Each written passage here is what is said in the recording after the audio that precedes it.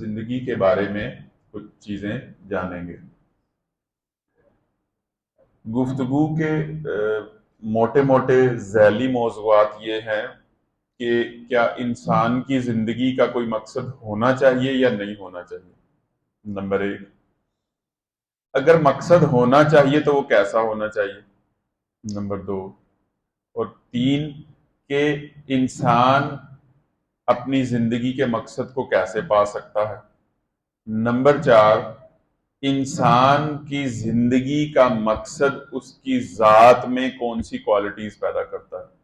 تو تیزی سے آگے بڑھتا چلا جاؤں گا، 7:45 میرا خیال اذان ہو جائے گی، تو میں کوشش کرتا ہوں کہ اذان تک یا اذان ہم درمیان میں سن لیں گے، اور میں کوشش کروں گا کہ 8 سے 5 منٹ پہلے اپنی گفتگو کو ختم کر لوں، اور ہم اس سیشن کی برکت سے اپنی زندگی کے مقصد کو بھی یہاں پر بیٹھے بیٹھے پا جائیں۔ ایک چھوٹی سی ہم ڈسکشن آپس میں کر لیتے ہیں۔ ابو جہل کا نام آپ نے سنا ہوگا، ابو جہل کی کچھ کوالٹیز بتائیں۔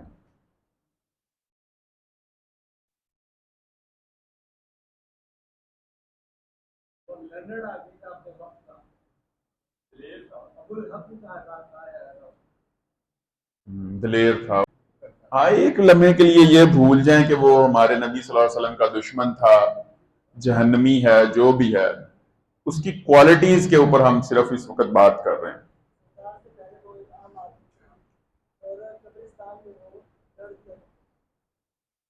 کوالٹیز بتائیں، جو بات ہو چکی ہے اس سے کوئی نئی بات۔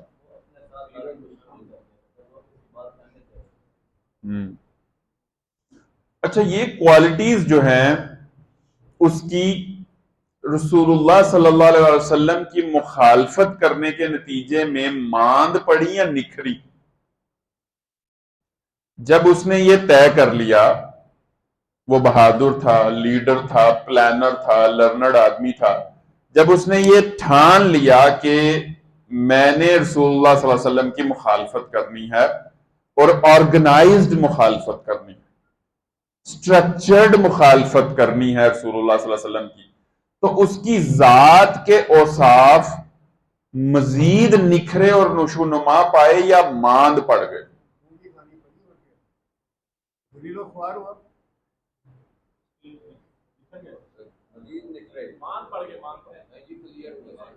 مزید نکھر گئے۔ اس کی ذات کے اوصاف، اس کی بہادری، اس کی کمٹمنٹ، اس کی ڈیڈیکیشن، اپنے مشن اور مقصد کے لیے وسائل اور بندے اکٹھے کرنا، یہ کوالٹیز اس کی مزید ڈیولپ ہوئی تھی۔ آپ مجھ سے اتفاق کرتے ہیں یا نہیں کرتے؟ سیرت کی کوئی کتاب اٹھا کر دیکھ لیجیے۔ مجھے تو ایک معجزات میں یاد ہے کہ ایک شخص آیا، اس نے کہا کہ میں نے کس شخص سے پیسے لینے ہیں، تو اس نے وہاں مسجد وہ وہاں بیٹھے ہوئے شرارتاً کہا کہ اس کے پاس چلے جاؤ، وہ آپ کی جو ہے نا مدد کر رہا ہے۔ جب اس کے ہاں گیا تو لوگوں نے یہ کہا کہ اب یہ جائے گا، وہ تو بڑا سردار ہے اور بڑا ظالم ہے، جو بندہ جائے گا تو بے عزتی کر کے بھیجے گا۔ تو جب اس کے ہاں جا کے دستک دی آپ صلی اللہ علیہ وسلم نے، تو وہ باہر ہے، تو انہوں نے کہا کہ کیا آپ نے کوئی پیسے دینے ہیں، کوئی ان کا لین دین کوئی بقی ہے آپ کے ساتھ، کوئی کاروباری سلسلہ؟ چلیں، انہوں نے کہا ہاں ہے، مگر وہ بڑے خوف زدہ تھے، تو وہ گئے اندر سے وقت گئے۔ ہمارے پاس کم ہے، وقت میں کم، شاید کر رہا ہوں، وہ گیا تو لے مجھے کے آ ذرا گیا۔ موقع دیجیے بات کرنے کا۔ آپ سے اگر میں کوئی پوچھوں تو صرف ایک جملہ بولنا۔ رسول اللہ صلی اللہ علیہ وسلم کے سب سے بڑے دشمن کے اوصاف، کوالٹیز، ایک باطل نظریے اور مقصد زندگی کی وجہ سے نکھرے۔ اچھا، ایک اور مثال دیتا ہوں۔ آپ کو یاد ہوگا کہ آج سے چند سال پہلے نیوزی لینڈ کی مسجد میں ایک شخص نے 2 مسجدوں میں بیک وقت فائرنگ کر کے بہت سارے مسلمانوں کو شہید کر دیا۔ اس بندے کی زندگی میں آپ کو کوئی کوالٹیز نظر آتی ہیں اس کی پرسنالٹی میں؟ وہ واقعہ یاد ہے؟ کس کس نے سن رکھا ہے؟ بتائیے، غور کیجئے۔ جن لوگوں نے اس واقعے کو ذرا کلوزلی دیکھا سنا پڑھا جانا، وہ اس کی زندگی کی پرسنالٹی کی کچھ کوالٹیز بتائیں۔ بریو، اور کمٹمنٹ، ایک کمیٹڈ انسان تھا، اور نئی کوئی بات، بریوری، کمٹمنٹ، کوئی نیا کی ورڈ، پلانڈ، زبردست، پلاننگ کی، اور پلاننگ، ماسٹر مائنڈ ایک چیز، اور اس کی زندگی کا مشن، مقصد، ہدف، گول اس کے اوپر بالکل واضح تھا۔ what I have to do and how I have to do۔ بات سمجھ آ رہی؟ اور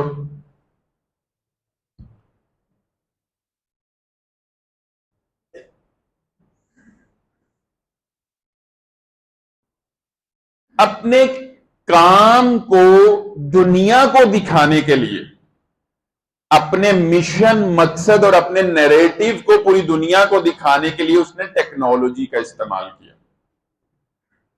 جب اس نے 2 مسجدوں میں فائرنگ کی تو اس نے اسی وقت اس کو شوٹ کیا، یہاں پر کیمرہ پین کر، اور جاتے ہی وہاں سے باہر اس نے اس کو یوٹیوب کے اوپر اور سوشل میڈیا کے اوپر اپلوڈ کر دیا۔ ایک یہ میری طرف سے ان پٹ ہو گیا۔ اور کوئی اس کی گنز دیکھی تھی آپ نے؟ یاد کریں اس کی گنز اور اس کے میگزین کیسے تھے؟ کیا؟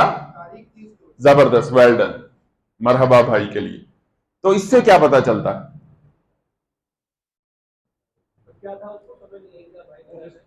میگزین کے اوپر اس نے ان سارے بڑے بڑے جو مسلمانوں کو قتل کرنے والے کسائی تھے نا، عیسائی، بچر، جو ہمارے دشمن تھے، اس نے ان کے نام لکھے ہوئے تھے اپنی میگزینز اور گنز کے اوپر۔ اس سے کیا پتا چلتا ہے؟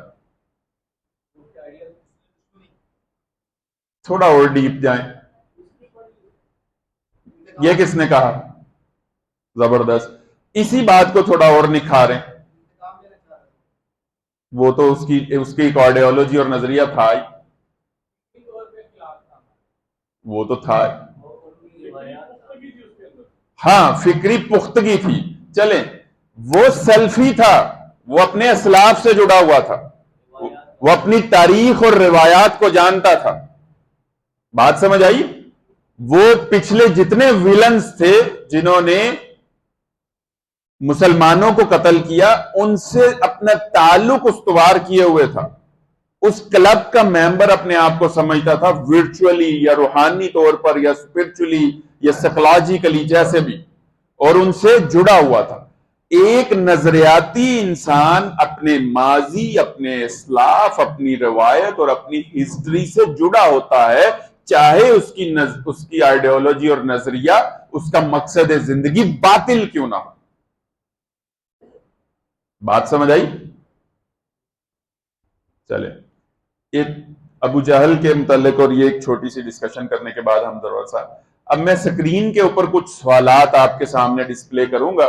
وقت کی چونکہ قید ہے، اس لیے میں جلدی جلدی آگے بڑھتا چلا جاؤں گا، اور آپ نے ان سوالوں کے جواب ادھر ادھر ڈسکشن کیے بغیر جو فرسٹ امپریشن آپ کے دماغ میں آئے اس کو اپنے دماغ میں محفوظ کر لینا۔ تو یہ سوالات اصل میں اپنے آپ سے باتیں ہیں۔ پہلا سوال کیا ہے کہ اس وقت آپ کی عمر کتنی ہے؟ میں نہیں پوچھوں گا کسی سے بھی، نہ ہم آپس میں ڈسکشن کریں گے، ان سوالوں کے جواب آپ کی کمپریہنشن اور تفہیم کے لیے۔ سوال نمبر 2، آپ کے خیال میں آپ مزید کتنے سال جیئیں گے؟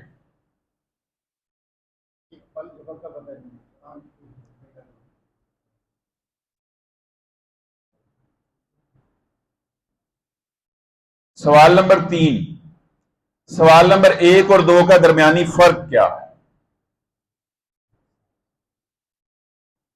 سوال نمبر 1 کیا تھا؟ اس وقت عمر کتنی ہے؟ سوال نمبر 2 کیا تھا؟ آپ کے خیال میں آپ کتنا جیئیں گے؟ ویسے تو کسی وقت بھی بلاوا آ سکتے جیسے بھائی نے کہا، لیکن एक होता ही है ना, इंसान के दिमाग में होता है कि मैं 65 या 60, दादा जी इतने थे, अब्बा जी इतने थे, और हमारी फैमिली का ये हेल्थ पैटर्न है, तो उसके हिसाब से बंदे को होता ही है थोड़ा सा दिमाग में। तो फर्ज करें कि आपकी इस वक्त मौजूदा उम्र है 42, और आपके ख्याल में आप 65 जिएंगे, तो 65 माइनस 42 कितने बने? 23 साल। तो एक एक ऐसे रफली आपके पास 23 साल बाकी हैं, और उसमें से इफेक्टिव आवर्स आप निकाल दें। इफेक्टिव आवर्स क्या होते हैं कि स्लीपिंग टाइम में हम कुछ भी नहीं कर रहे होते, इसी तरह से वॉशरूम भी जाना होता है, खाना पीना और दीगर हाजात और जरूरियात। तो उसमें से 24 घंटे में अगर किसी के पास 23 ईयर्स हैं, तो उसके इफेक्टिव आवर्स हमारे पास जिसमें हम कोई काम वाकई तनदही और फोकस से कर रहे होते हैं, वो भी हमारे पास दिन में 4 से 5 घंटे होते हैं। तो 23 सालों के इफेक्टिव आवर्स आप निकाल लीजिएगा घर जाके। पिछले 3 माह के दौरान आपने क्या क्या काम किए, 5 की अपने दिमाग में लिस्ट बनाइए।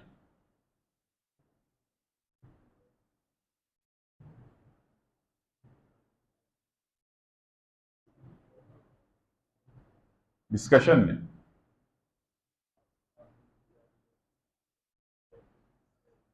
वो पिछले 5 काम जिनके ऊपर आपका बड़ा वक्त लगा है, आपके इफेक्टिव आवर्स जो हैं, इफेक्टिव आवर्स, मैं ये नहीं कि पिछले 5 साल में मैंने जो है ना वो मैं सोता रहा, या पिछले 5 साल में मैंने ये किया, ये इफेक्टिव आवर्स जो हैं उनमें आपने पिछले 3 माह में क्या किया है, कोई 5 बड़े बड़े काम।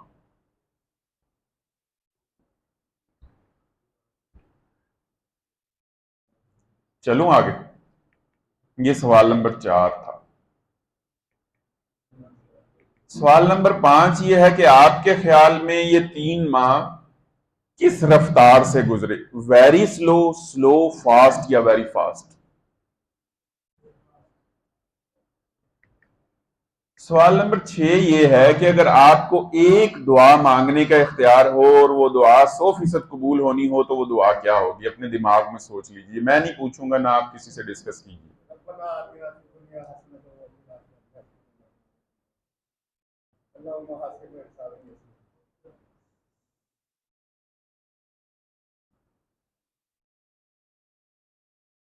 सोच ली सबने?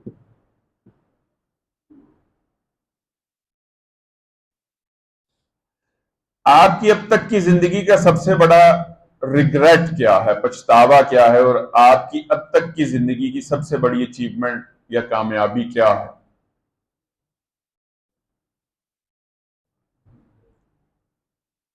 इस सवाल नंबर 7 में असल में 2 सवाल हैं। जल्दी से अपनी जिंदगी का एक रीकैप ले लें। अब तक की आपकी, अगर 25 साल के हैं, 30 के हैं, 45 के हैं, 55 के हैं, सबसे बड़ा वो गलत फैसला या वो काम जिसके ऊपर आपको रिग्रेट है, वो सोच लीजिए, और अपनी जिंदगी का सबसे उम्दा फैसला या कामयाबी या अचीवमेंट उसको सोच लीजिए।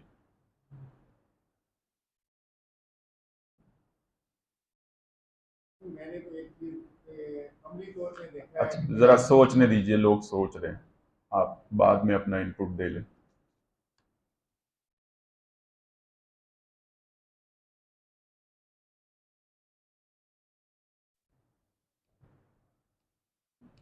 चलूं आगे? क्या आप बिल्कुल क्लियर हैं कि जिंदगी में आप क्या करना चाहते हैं?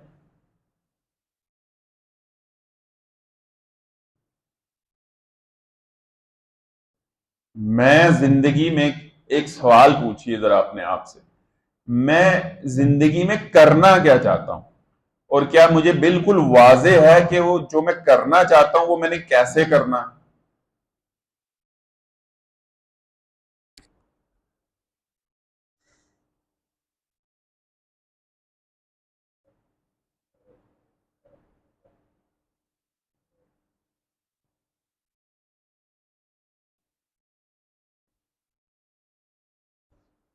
आगे बढ़ रहा हूं। आज से 10 साल बाद अगर 20 33 میں آپ اپنی کوئی اچیومنٹ یا کامیابی شیئر کرنا چاہیں تو وہ کیا ہوگی؟ آپ اگلے 10 سال میں اپنے آپ کو کہاں دیکھتے ہیں؟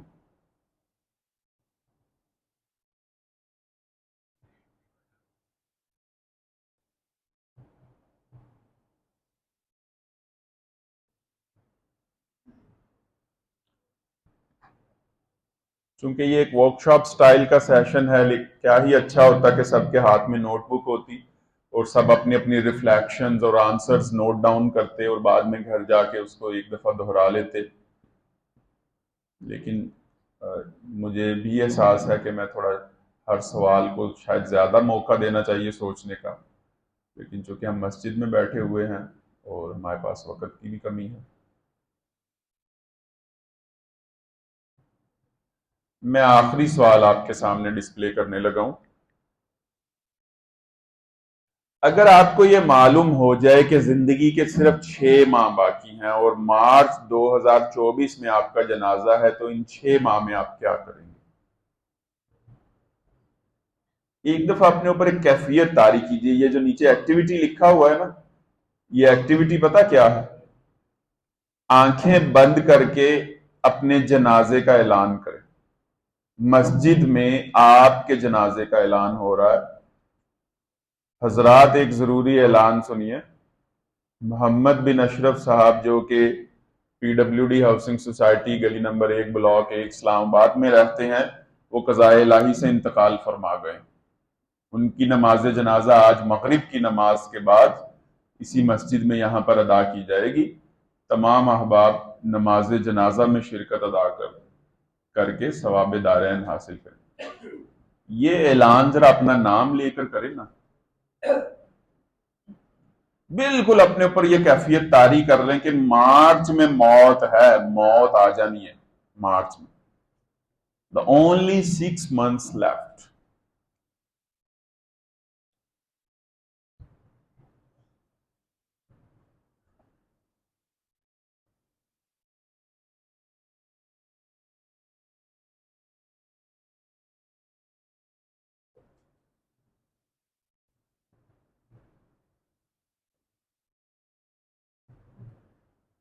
اب سوچ لیا آپ نے کہ وہ 6 ماہ پتہ چل گیا۔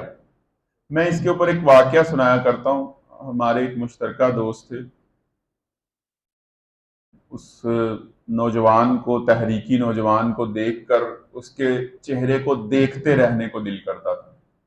یو کے سے M S C mechanical engineering, بڑے اچھے تحریکی گھر میں شادی، بہت اچھی جاب، انتہائی نیک صفت نوجوان۔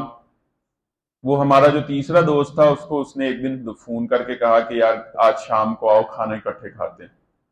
تو میں تو نہیں جا سکا، تو وہ دونوں اکٹھے ہوئے اور کھانا شانا انہوں نے کھایا، اور پھر ہمارا وہ دوست جس نے مدعو کیا تھا، میزبان نے اس کو یہ کہا کہ تمہیں پتہ ہے میں نے کیوں بلایا؟ اس نے کہا نہیں۔ اس نے کہا کہ کھانا بھی کھانا تھا اور میں تمہارے ساتھ ایک نیوز شیئر کرنی ہے۔ کیا؟ وہ کہنے لگا کہ مجھے آج سے 2 ماہ پہلے نا اچانک جسم میں دردیں رہنی شروع ہو گئیں۔ میں ڈاکٹر کے پاس گیا، ڈاکٹر نے مجھے ادویات لکھ دی، میں نے 1 ہفتہ دوا استعمال کی، فرق نہیں پڑا۔ میں دوبارہ ڈاکٹر کے پاس گیا، ڈاکٹر نے ادویات بدل دی۔ پھر میں نے 1 مہینہ دوا استعمال کی، فرق نہیں پڑا۔ میں ڈاکٹر کے پاس گیا، ڈاکٹر نے کچھ ٹیسٹ لکھ کر دیے۔ میں ٹیسٹوں کی رپورٹیں لے کر ڈاکٹر کے پاس گیا تو ڈاکٹر نے مجھے دیکھا، 6 فٹ قد تھا، گوری رنگت اور چہرے پر بڑی نورانیت۔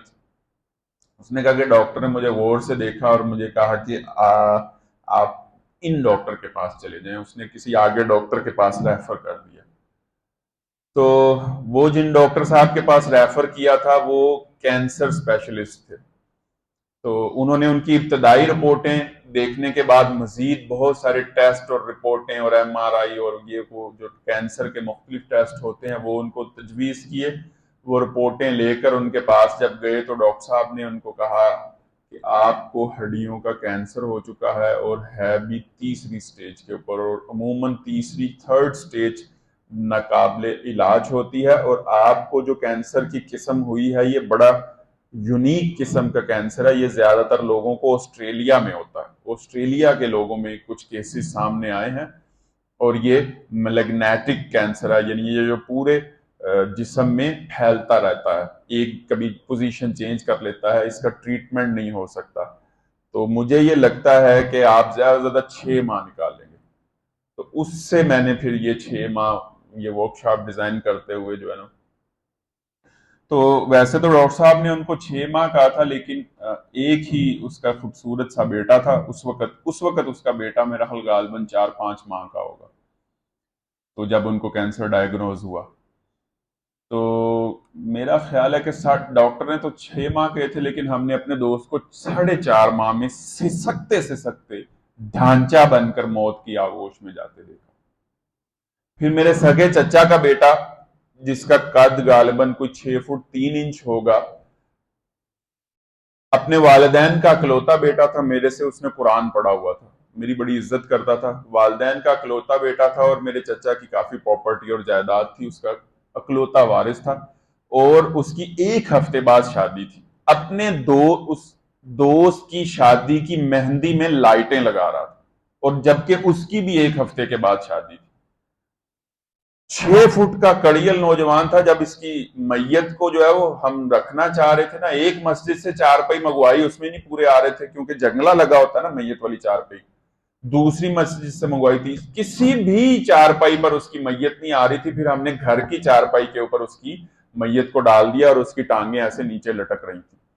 ہوا کیا کہ وہ لائٹ لائن لگا رہا تھا تو ایک ننگی تار پر فضیلت عطا فرمائی، انی جاعل فی الارض خلیفہ، ارے فرشتوں آگاہ ہو جاؤ، میں زمین میں اپنا نائب اور خلیفہ اور وائس رائے بھیجنے والا ہوں۔ میری اور آپ کی تخلیق کے متعلق تو یہ منادی اور اعلان کیا گیا تھا، لیکن دوسری طرف میری زندگی کی کہانی کیا ہے؟ میرے والد صاحب کا نام اشرف تھا، کیا میری زندگی کی کل کہانی یہ تھی کہ میری والدہ کا تعلق لاہور سے، اشرف صاحب فیصل آباد سے بارات لے کر لاہور چلے گئے اور ایک لڑکی کو بیاہ لائے، اور اس میں سے محمد بن اشرف صاحب پیدا ہو گئے، پھر انہوں نے بھی شادی کر لی، پھر ان کے بچے ہو گئے، جو اشرف صاحب کرتے رہے وہ اب محمد بن اشرف صاحب کر رہے ہیں۔ پہلے وہ ڈبل روٹیاں، شارپنر، انڈے، اسکولوں کی فیسیں اور بجلی کے بل اور وہ سب پوری کرتے رہے، اور اب میں کر رہا ہوں، اس کے بعد میرے بچے کریں گے۔ اگر زندگی کی کہانی یہ ہے تو میں ایسی زندگی کے اوپر آپ کے سامنے کھڑے ہو کر لعنت بھیجتا ہوں۔ اگر تو میں انسانوں کے سمندر میں ایک انسان کا اضافہ ہوں، اور میری اور جانوروں کی زندگی میں کوئی فرق نہیں ہے، جانور بھی کھانا کھاتے ہیں اور فضلہ کرتے ہیں، ہم بھی کرتے ہیں، ان کا بھی ایک ہیبیٹیٹ اور گھر ہوتا ہے، ہمارا بھی ہوتا ہے۔ مرغی بھی اپنے بچوں کو ایجوکیشن دیتی ہے، دانا چننا سکھاتی ہے، شیرنی اپنے بچوں کو شکار پر جھپٹنا سکھاتی ہے، ہم بھی اپنے بچوں کو ایجوکیٹ کرتے ہیں۔ Where is the difference؟ ہماری زندگی کی معنویت کیا ہے؟ Where we stand؟ اچھا، گرد جو اور دھواں جو ہوتا ہے نا، دھواں اور گرد، اگر ادھر کی ہوا چلے تو ادھر کو چل پڑتا ہے، اور اگر ادھر کی ہوا چلے تو ادھر کو چل پڑتا ہے۔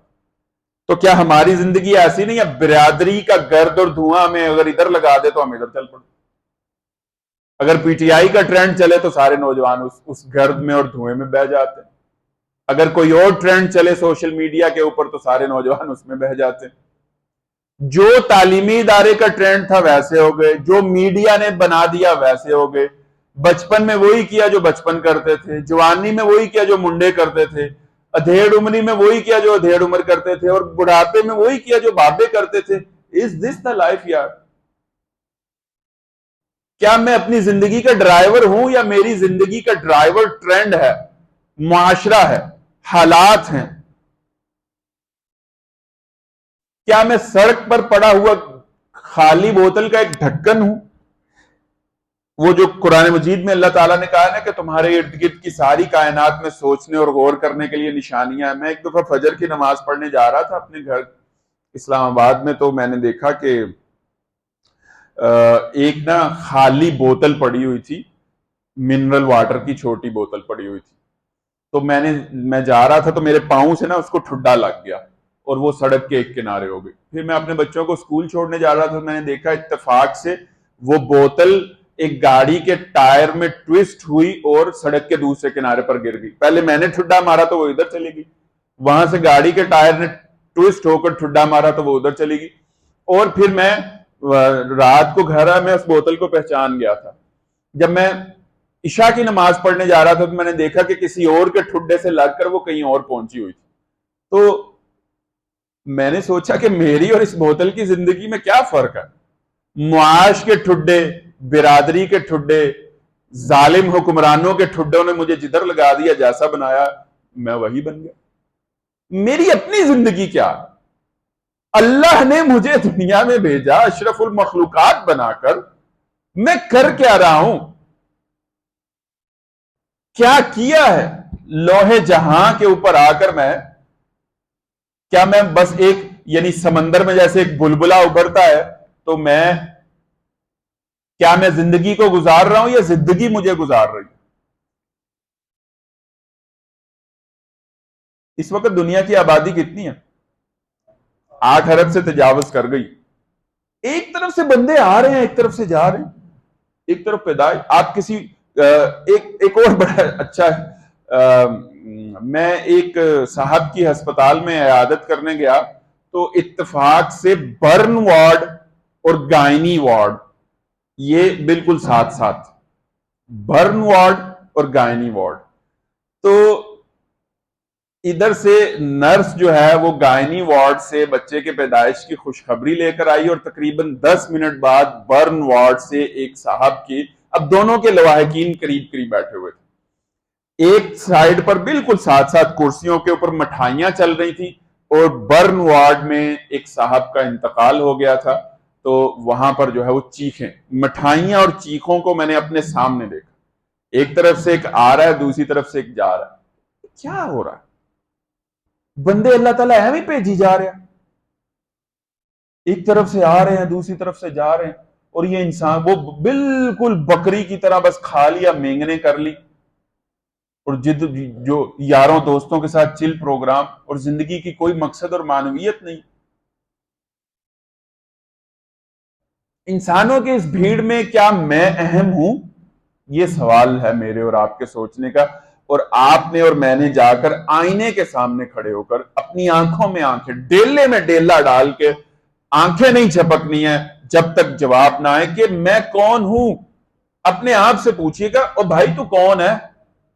بالکل ایسے آئینے میں, موبائل کو سائڈ پر رکھ دے, اور بھائی تو کون ہے؟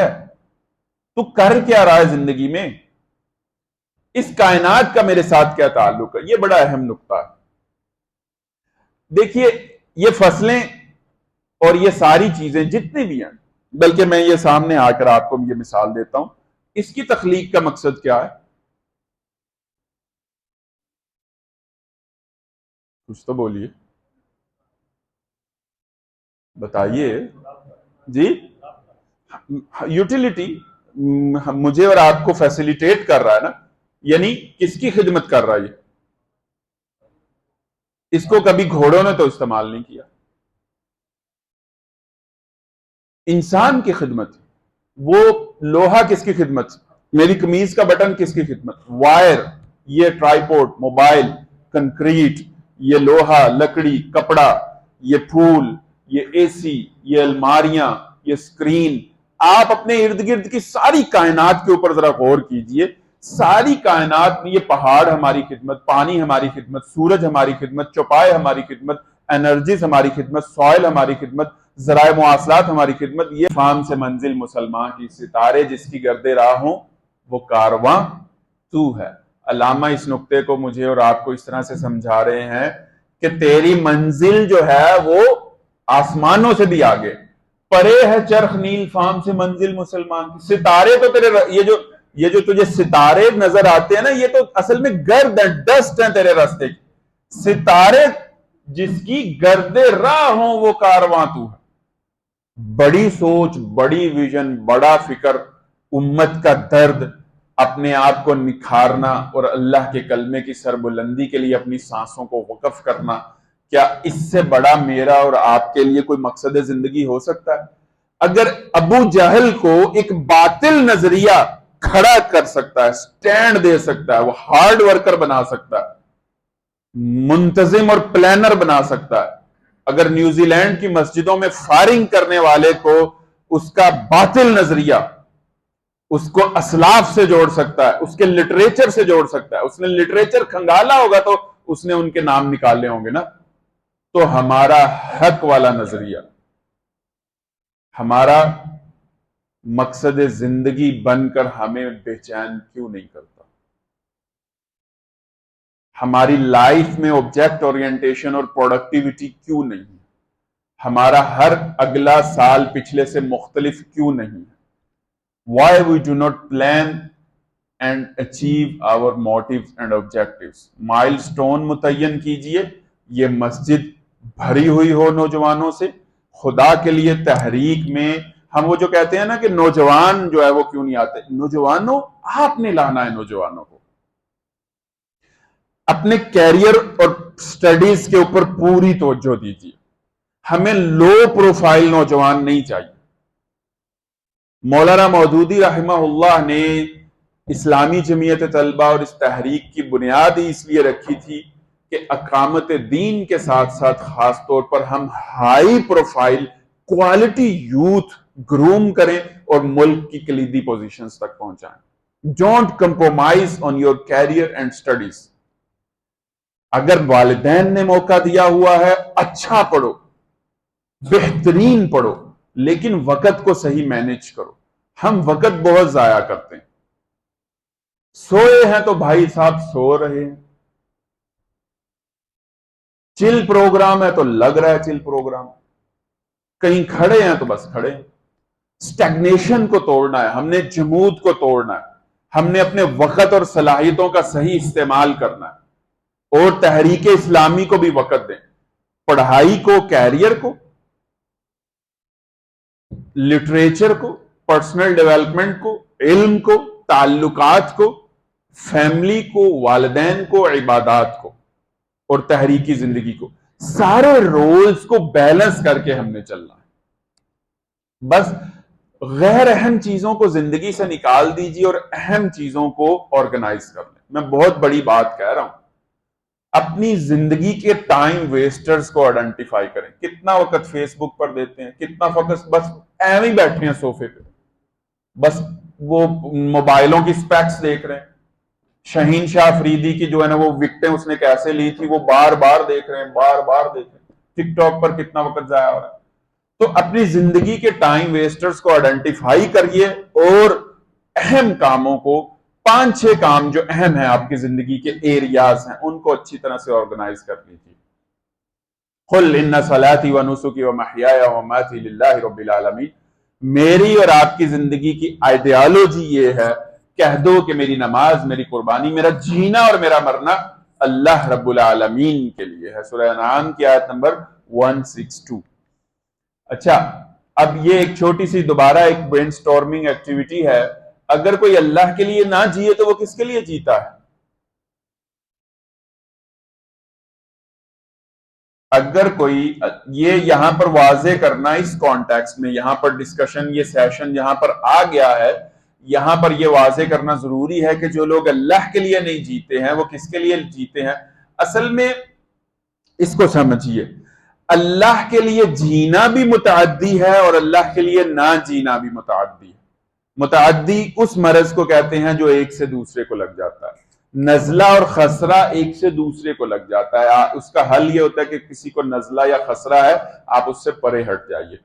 تو جو اللہ کے لیے جیتے ہیں، جب آپ اس کے پاس بیٹھیں گے تو آپ کو اللہ کے لیے جینا نصیب ہوگا، اور جب آپ کسی ایسے شخص کے ساتھ رہیں گے، اگر تو آپ نے دایانہ کردار سے اس کو اپنے رنگ میں نہیں رنگا، اپنے رنگ میں رنگنا ہے۔ میں یہ نہیں کہہ رہا کہ لبرل لوگوں سے کٹ جائیں، نہیں، معاشرے کے ہر شخص کو ہم نے اپروچ کرنا، ہر گھر اور ہر دل پر دستک دینی، لیکن پہلے اپنی پرسنالٹی بڑی مستقیم اور بڑی ثابت قدم ہونی چاہیے۔